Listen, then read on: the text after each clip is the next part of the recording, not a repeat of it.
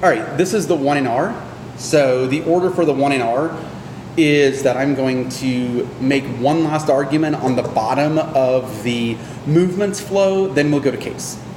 Okay? And let me set the timer for 5 minutes. Alrighty. And go ahead and get your case flow, well, put your movements flow on top. Literally, it'll be less than 10 seconds. And then we'll go to the case. Okay? Ready? And on the bottom of the movements flow, they say that STEM solves climate change, but no, they don't. They actually make it worse. That's the evidence from above in the 2NC. Let's go to case. The case debate sets the framing for the rest of the arguments. Even if the affirmative wins that climate change is bad, the impacts to it are still a long way off. We either win that it's a long way away or that it can never be solved. There's any chance the movements expands with the counterplan solving. You mean you vote negative to the line by line first? Go to the Ridley evidence. I want you to extend it. It says the impact is 100 years away. They say it's irreversible, but this doesn't answer the fact that it's 100 years away. Even if climate change can be solved, the impact is still so far away that there's no immediate impact to the case. This gives options for the counterplan to solve. Additionally, if we win that the impact is a long time from now, this means that the case can't solve. Other things will necessarily happen between now and then. 100 years ago, we didn't have the internet. And in the United States, women couldn't vote. 100 years from now, we may not have schools. We don't know what's going to happen 100 years from now. There's no reason that you'd ever vote affirmative. Let's go to my second argument that shits rest evidence. That says climate change can't be reversed. We passed the tipping point. They say CCS solves, but the problem is the temperature's already risen too much. Also, there's no way that they're going to get CCS in place in time. The students who learn about things, well, it will happen too far in the future. So even if they graduate with STEM education, it doesn't mean that they're going to be able to put CCS up immediately. And they say that students are key and that normal people are key, but number one, they don't make the policies. That's our evidence from the counterplan, which is why the counterplan is better. And two, the reason they say that they're key is because of a STEM shortage. Our evidence, which didn't get answered by the way, says that 74% of STEM graduates who don't have STEM jobs. This disproves their argument. And three, extend our BLS evidence. There are significant numbers of students who have STEM education that aren't in the field. This puts the affirmative in a double bind. Either the STEM education isn't sufficient to change minds, or, which means that there's tons of people who are in the education not doing it, or STEM is effective at reducing climate change, which means the status quo will solve the problem. That means either way, the negative wins. And number four is other things like political opinions matter way more than education when it comes to climate change. If anything, the plan will just be used to teach students to cherry pick the information they already believe. That means there's no solvency. World in 15. All bets are off when it comes to education. The views of the climate change of the United States, political parties and ideology predicted views of climate change in the U.S. Not education. Having higher education does not mean you understand or accept science. Americans have attained higher education, have a better cherry picking evidence that seems to validate what they already believe. They say STEM is key for jobs and there's no trade-off. But number one, this is just about college students taking STEM classes and art classes. This is not about high school students. Our argument is that there's a funding trade-off within the schools. When money is designated for STEM, they don't put the same money in things like art.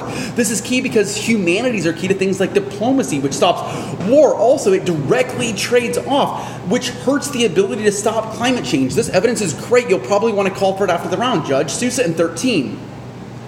The American Competes Act authorizes funding for STEM initiatives. When tests are asked 4th, 8th, and 12th graders to use problem-solving critical skills, they perform poorly. If we expect STEM to improve student learning, curriculum must concentrate on creative world problem-solving. The arts develop creativity. Brain research findings support the integration of arts. However, because they are only so many hours in a school day, one consequence of increasing instruction in STEM has been a decreased time in art class, tight budgets, and high-stakes testing have furthered the regrettable trend. Yet, STEM has been able to decrease time in art class application of STEM required can be significantly enhanced by arts.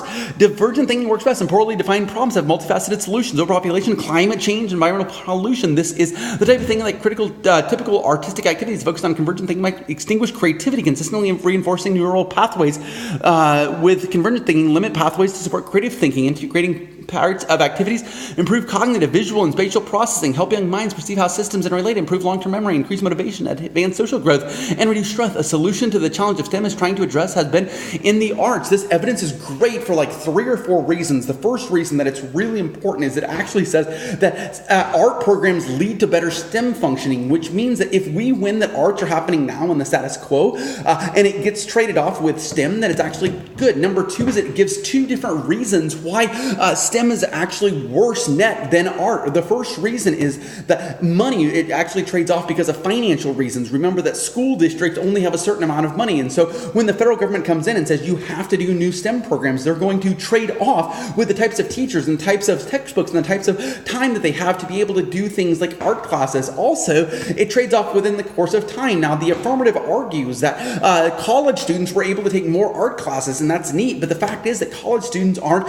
stuck on the same types of schedules that high school students are. Our argument is that when they trade off in that capacity, because specifically the way high school schedules work, they don't have all day. These are not young adults. These are like 14 and 15-year-olds, which means they don't even drive, and they don't have the ability to get to school whenever they want, which means it trades off with time. That evidence is better. And also, it talks about how having the creative thinking, which is only inherent in art and humanities types classes, actually allows them to solve bigger problems like climate change. So even if the affirmative is right that climate change is real and could be solved, the best way to do that is with humanities and art and not with STEM, which means that the status quo solves better and the counterplan solves better as well.